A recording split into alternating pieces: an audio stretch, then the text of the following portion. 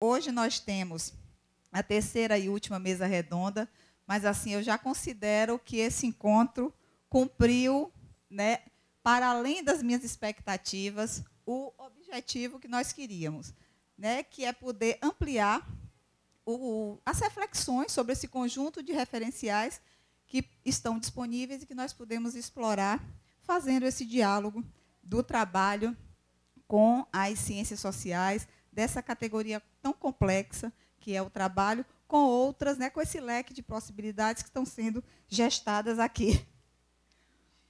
Então, eu vou convidar a professora Leni para coordenar essa mesa e já vou chamar a professora Nádia, a professora Helena Irata, que estão conosco desde ontem, né, nesse debate tão profícuo sobre as nossas experiências de pesquisa, sobre o que estamos fazendo.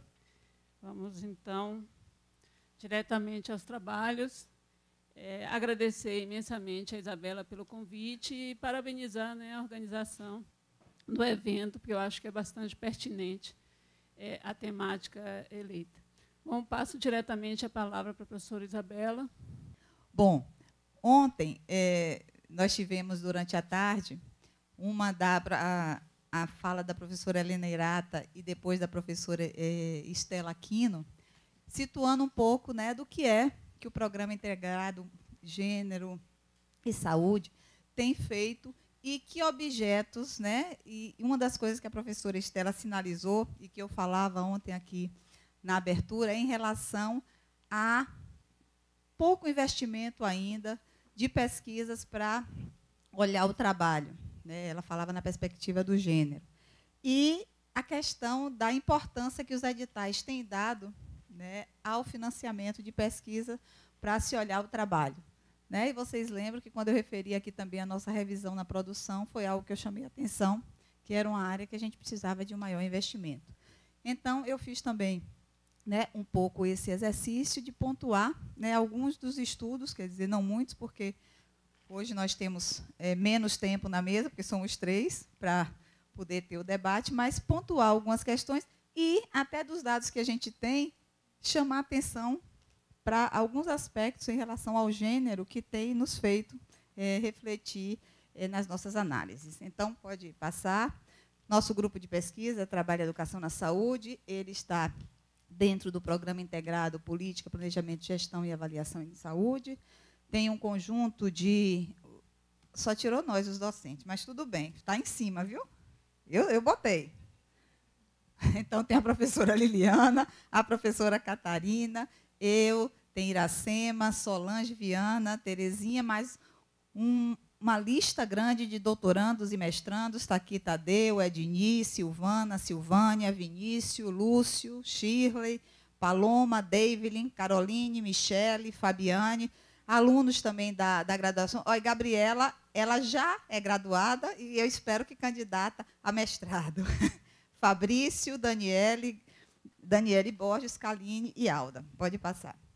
Bom, a chamar a atenção, né, que eu acho que todas as falas de ontem, né, têm nos convocado a pensar o trabalho com a complexidade que ele exige que a gente pense, fazendo essa articulação enquanto um campo interdisciplinar que é, e fazendo uma discussão em relação aos múltiplos caminhos que nós podemos ter para a investigação, ter a oportunidade de entender, de compreender as diversidades de perspectivas teóricas que estão postas para que a gente possa pensar o trabalho, e o desafio, que esse é o primeiro e grande desafio que eu acho que esse espaço nos coloca, que é de construir, né, esse diálogo que possa contribuir e qualificar a discussão dessa categoria trabalho.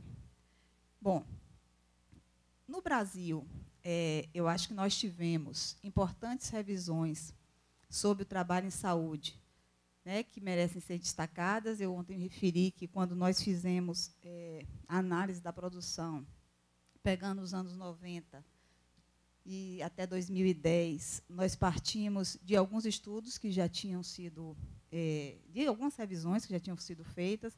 Aí tem o trabalho da Lília Blima, de 93, Jair Nilson, vocês, a maioria aqui já leu, pelo menos quem passou por minha disciplina leu, Problemas Crônicos, Desafios Agudos, né? E quando a gente lê e as pessoas colocam assim, poxa, professor, os desafios continuam agudos, agora crônicos, né? Porque são questões que a gente se depara e vê o quanto é atual esse texto. Peduzzi, Nogueira e o nosso, que foi, participa eu e um outro conjunto de pessoas que estão nessa lista que eu li inicialmente, que participa do nosso grupo de pesquisa. E chamar a atenção que essa problemática do trabalho, da educação, dos recursos humanos em saúde, ela faz parte do início de constituição do campo da saúde coletiva, cujo marco pioneiro, e ontem Lília falava, foi o trabalho de Dona Ângela sobre o médico e o seu mercado de trabalho, em 70, seguidos do estudo de Lília Blima e do Ricardo Bruno Mendes Gonçalves. Então, essa década de 70, aí eu chamei a atenção, porque lá, no livro do professor Jair, de 94, ele apontava essa década como um momento de inflexão no campo de estudo dos trabalhadores da saúde, no sentido de que se abria uma linha de investigação sobre a organização social da prática médica, desdobrada em pesquisa sobre prática de saúde, mercado de trabalho e propostas de mudança na formação que vinha, né, conjugada às necessidades do trabalho em saúde. Bom, também não vou, né, aprofundar, mas nós temos aí muitos dos que aqui estão e que elegem como objeto o trabalho em saúde, seja o trabalho do médico, seja o trabalho do enfermeiro, o trabalho do agente comunitário de saúde, têm usado esse referencial do Ricardo Bruno, que traz 4 componentes fundamentais e articulados para que a gente possa pensar o processo de trabalho em saúde, e ele se ancora na teoria marxista, né, que é a finalidade do trabalho, os instrumentos para o desenvolvimento daquele trabalho, os agentes daquele trabalho e o objeto de trabalho. Entendendo que na saúde, o objeto é o que vai ser transformado, e na saúde são as necessidades humanas, né, que nós lidamos diariamente.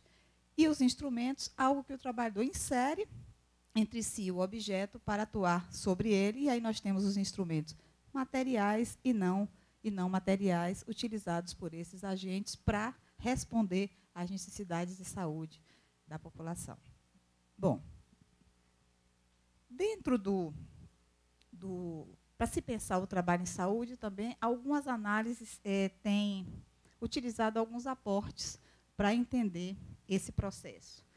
Aportes da economia política, no que se refere ao mercado de trabalho e suas especificidades na saúde, o conceito de força de trabalho, que para nós é muito importante, vinculado à vertente marxista e que analisa fenômenos demográficos e macroeconômicos, com produção, emprego, desemprego, renda, divisão do trabalho, assalariamento, situação da mulher no mercado de trabalho, que foi um dos primeiros estudos da Edna Paim, da epidemiologia, no que concerne aos problemas e necessidades, e aí o capítulo da Maria Helena Machado, nesse mesmo livro que ontem eu me referi, ao capítulo da Lília Blima, que é Política, Planejamento e Gestão em Saúde, onde ele discute algumas abordagens e métodos de pesquisa. Ela traz, né, essas contribuições, assim como o trabalho do Klaus Hoff, que também, discutindo as necessidades e as características do mundo do trabalho, tem subsidiado alguns estudos na nossa área.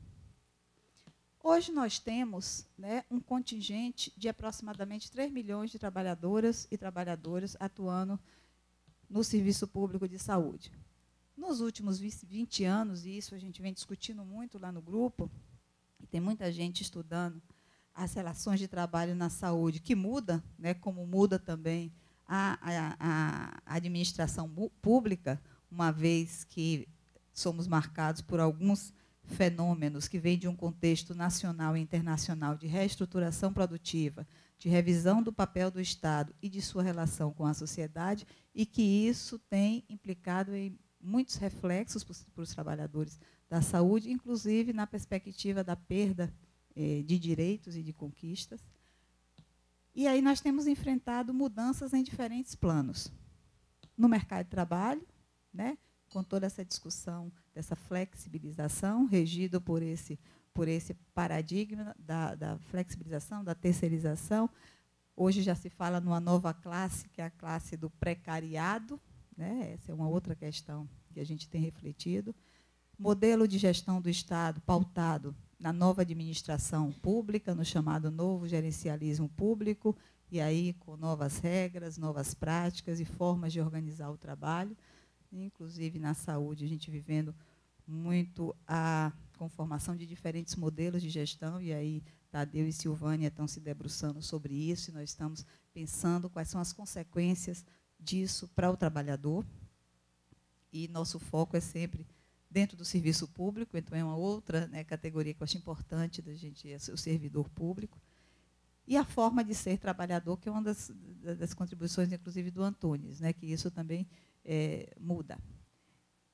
Então, nós temos hoje, né, um conjunto de questões que passam pela inserção dos profissionais de saúde, regida por diferentes regimes de contratação, descumprimento de direitos trabalhistas, precarização das relações de trabalho, uma crescente vulnerabilidade e lógicas diversas de vínculos de gênero, sustentam essa divisão social do trabalho, e o aumento das situações de riscos. Essa é uma outra coisa, e foi por isso que eu tinha que trazer, né, alguns dados para ilustrar, e eu acho que nos preocupa muito, porque nós fizemos um estudo muito grande com os trabalhadores vinculados à Secretaria Estadual de Saúde, e como cresce o adoecimento entre os trabalhadores. E uma outra questão que nos chama muita atenção é a violência institucional, né? É um outro aspecto que eu acho que nós precisamos nos debruçar e estudar mais, assim como a rotatividade e a instabilidade nos empregos. Bom, em relação ao estudo que nós fizemos, no período de 90 a 2010, nós tínhamos chamava a atenção o número de estudos com foco na formação, na capacitação dos profissionais de saúde, e apenas 14% tinham o foco no trabalho. Nessa atualização que nós fizemos agora, e que sairá como capítulo do próximo livro do nosso observatório, nós observamos, nesses 5 anos, né, um aumento expressivo em relação ao estudo que fizemos em 2013, em relação a estudos com foco na categoria trabalho, né, que cresce de 14% para 45%. Claro que nós estamos, assim, corremos muito esse fim de semana para dar conta de toda a análise, né, Edni, Catarina, Lili, Vinícius, mas estamos ainda, porque qual é a ideia? É pegar esses, nós trabalhamos com os resumos, tanto em uma revisão como na outra. E, né, isso é uma coisa que, até a partir desse estudo, nós temos batido muito aqui com os alunos, a importância de um resumo bem feito. Né, para esses estudos, por exemplo, o resumo mal feito deixa muitas pendências quando a gente constrói uma matriz que quer qual é o objetivo, qual foi a metodologia, qual é o referencial teórico utilizado, resultados, você fica sempre com uma lacuna. Então, nós vamos tentar, né, a partir utilizar esses resumos para fazer uma seleção e ir ao trabalho na íntegra para olhar, né, com mais cuidado esses referenciais que estão sendo utilizados nessas análises. Bom, desses estudos identificados na categoria trabalho, nós temos 44% aborda a organização e o processo de trabalho, e 36,2% dos estudos abordam competências, perfil e identidade profissional. 7% saúde do trabalhador da saúde e 12% outras temáticas específicas. Pelo grupo, eu quis fazer uma brincadeira com Solange ontem. Eu digo, Solange, se a gente pegar... Isso muito inspirada, cadê Grace? Quando Grace referiu ao trabalho, quando Estela referiu ao trabalho de Grace no mestrado de Iguá. Então, eu vou levar também para mostrar, gente, acreditem. A minha dissertação de mestrado foi estudo caso-controle da relação entre processo de trabalho e transtornos neuróticos. Nós fizemos estudo de caso-controle numa base populacional. Né? Na época, foi Naumar, meu orientador, e eu entrei pela epidemiologia. E aí nós fizemos um estudo de base populacional, e aí pegamos quase eram quase 600 participantes, e nós voltávamos para fazer a história ocupacional para ver se tinha relação trabalho informal com algum tipo de transtorno. E Solange Viana, tanto no mestrado como no doutorado, ela não desistiu da categoria trabalho, com o foco no papel do nutricionista no polo petroquímico de Camaçari, e no doutorado foi Indústria Moderna e Padrão Alimentar, o espaço do trabalho e do consumo da saúde. Mas isso foi só uma brincadeira para dizer que a gente não perde o gosto pelo trabalho. Mas, hoje, né, as pesquisas que a gente tem desenvolvido no grupo perfil e situação de saúde de trabalhadores da saúde, um estudo com servidores estaduais em Salvador, Bahia, e isso, inclusive, foi objeto da tese de doutorado de Iracema. E esse trabalho nós fizemos inicialmente, porque nós concorremos a um edital da FAPESB, mas aí o recurso era para fazer só Salvador, e nós fizemos, a amostra era 800 trabalhadores, e com as perdas ficaram 678. Então, nós fizemos só nas unidades Salvador, que já foram muitas. E, em seguida, no ano seguinte, nós conseguimos, com o edital da SVS, para fazer o estado inteiro. E aí nós voltamos, né, concluímos essa pesquisa, coletamos as informações, e agora estamos no processo de refinamento das análises. Estamos também analisando o perfil, as práticas e os aspectos relativos à gestão do trabalho dos agentes comunitários de saúde no Brasil. Também finalizamos essa coleta, estamos em processo de finalização do relatório. Essa foi uma encomenda do Ministério da Saúde, e aí nós estamos analisando vários aspectos, tanto das condições de trabalho, como as questões de remuneração, de vínculo, jornada, outras para analisar, inclusive, a saúde desses agentes, outras variáveis estão sendo também analisadas, e as práticas desses agentes. E essa pesquisa é uma pesquisa que articula a nossa linha de pesquisa com o Programa Integrado de Atenção Básica, que é coordenado pela professora Guadalupe. Bom, além disso, com olhar também nos trabalhadores, nos profissionais, e aí modelos de gestão na atenção hospitalar, nós temos Tadeu estudando e Silvânia, né, e aí nós vamos também nos debruçar sobre o que é que muda, né, no processo de trabalho desses trabalhadores que estão nos hospitais regidos sobre esses modelos de OS e EBSER, e o trabalho da enfermeira no Brasil, que é um trabalho de Edni, que ela vai estudar também as mudanças que ocorreram no trabalho da enfermeira no Brasil nos últimos 20 anos. Edni é orientada pela professora Carmen, co-orientada pela professora Mariluce, e participa do nosso grupo de pesquisa.